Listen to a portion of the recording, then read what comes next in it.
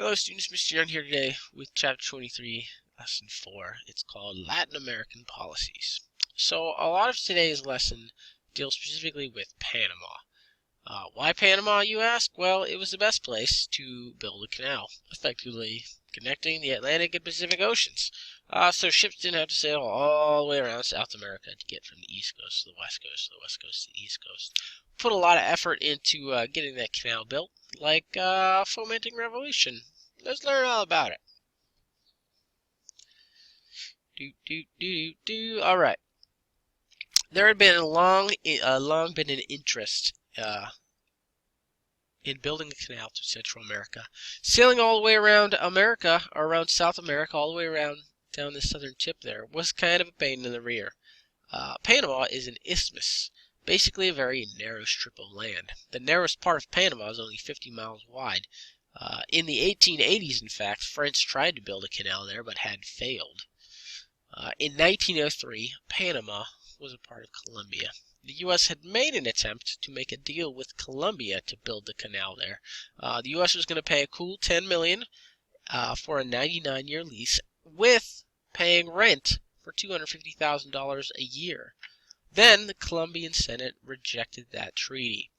U.S. President Roosevelt then started problem solving. What if Panama were its own country? I bet you they would make a deal with us. On November 2nd, 1903, the U.S. warship Nashville steamed into the harbor in Colon, Panama. And the people said, whoa, the U.S. has our back. We're going to overthrow our Colombian overlords. And so they did. Declaring their independence, Colombia tried to send troops into Panama to take back, basically their part of their country that had broken away. And the U.S. said, And so Panama became its own country, which the U.S. quickly recognized so that we could sign a treaty with them, which we did, for a 10-mile strip of land across the isthmus in the new country of Panama. And here's the kicker, they paid the Panamanians. Yeah, I think that sounds right. The people of Panama, they gave them the same deal they were going to give Colombia. So that cool $10 million and then $250,000 rent every year for 99 years. The whole affair angered some of Latin Americans. They didn't like the U.S. having this big chunk of land in the middle of Central America. It actually angered some anti-imperialist Americans who saw it as sort of American expansionism. But Roosevelt himself was pretty pleased with himself and how he handled the whole affair. Now, the canal itself was very tough to build because they were basically digging a giant ditch through the rainforest. There was a lot of disease. A lot of workers got sick and died of things like yellow fever and malaria and the mosquitoes. It took 10 years to build that thing. The canal was finished in 1914. As you can see from that map that was on the intro page, it basically cut shipping times in half because the distance between the west coast and the east coast of the United States by water, by ocean, was cut in half. So shipping times went down and therefore prices to ship things went down. It was good. Also, of big importance was the U.S. Navy could now get quickly from the Atlantic to Pacific Oceans and switch if they had to. The canal was a very important piece of property for the U.S., and they were going to protect that investment. That meant getting involved militarily in Latin America at times. The canal and U.S. involvement in Latin America would cause bitter feelings between Latin America and the United States for years. The U.S. turned control of the canal over to Panama in 1999. It's not all that long ago. Now, policing the Western Hemisphere. Roosevelt felt that it was the duty of the U.S. to prevent anarchy in Latin America by basically policing the Western Hemisphere. Basically, we were the biggest kids on the block, so we were going to keep the peace. Remember way back when President Monroe created the Monroe Doctrine, he basically told the whole world that you need to stay out of the Western Hemisphere, and we will stay out of your hemisphere.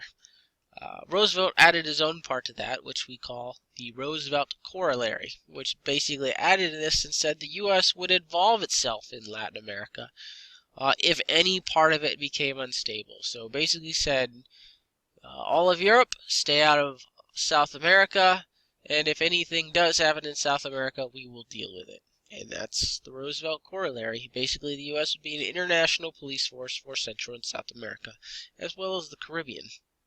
Roosevelt's successor, President Taft, switched out the guns in South America for dollars. Basically, he flexed U.S. power in South America, not through military might, but by the almighty dollar. By maybe making choice investments and things like that. He used economics to protect U.S. interests. This was called dollar diplomacy. So, using money to affect policy and things like that. This dollar diplomacy helped to build roads and infrastructure in Latin America, but it also created anti-American sentiments among the Latin American populations. Meanwhile, over in Mexico, in the early 1900s, Mexico was a poor country. It was basically controlled by a few wealthy landowners and American investors. In 1911, a new leader, Francisco Maduro, led a successful revolution. He was a guy who was for the people. Unfortunately, Maduro was killed 2 years later by a General Huerta. Huerta, like the guy before Maduro, favored the wealthy and the foreign investors. The new U.S. President, Woodrow Wilson, who we mentioned briefly before, refused to recognize Huerta's government. He saw them as bloody and brutal. Now, Woodrow Wilson's foreign policy was called moral diplomacy. Wilson was less motivated by money and investments and more trying to do whatever was right. He was into doing the right thing, what was right morally. So Wilson had hoped that Huerta's government would just collapse when the country broke into civil war. However, Huerta was able to remain in power. So Woodrow Wilson arranged for the selling of arms to Huerta's rival, a guy by the name of Venustiano Carranza. In 1914, some U.S. sailors were arrested in the Mexican port of Veracruz, and Wilson had U.S. troops seize the whole port. This was a big move that really helped that Carranza fella, and he was then able to seize power. You know, his buddies, the U.S., had taken over a whole port in Mexico. Now, the trouble wasn't over quite yet. Carranza was now in power, but he had his own rebel problems, mainly in the form of Francisco Pancho Villa. Pancho Villa is like a famous Mexican bandit. So Pancho Villa was mad. He didn't like this connection between, he didn't like Carranza, and he didn't like this connection between Carranza and the United States. So Pancho Villa killed 16 American workers in Mexico in January of 1916 as punishment for the U.S. support of Carranza.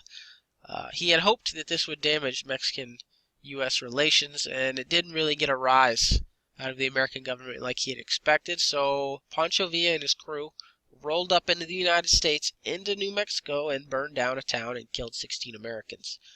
Now, this was a pretty big deal, and it really ticked off America. So the president sent General Pershing and an army group down into Mexico to capture Pancho Villa, which they never could quite do, and they had to pull out because it was 1917 and the U.S. had bigger fish to fry in World War I.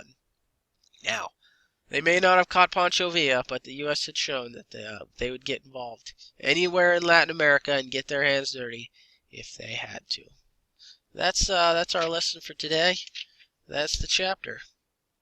All right. Hey, short quiz on the next page. And we'll be having a study day and a test day, and then we'll see where we go from there to finish up the school year. All right, if you have any questions, please let me know. There's some things in here that might be worth looking into. There's whole documentaries on the building of the Panama Canal. We barely touched into it. As well as Pancho Villa, who's a fascinating character in history. All right, that's it. Let me know if you need anything. Have a great day.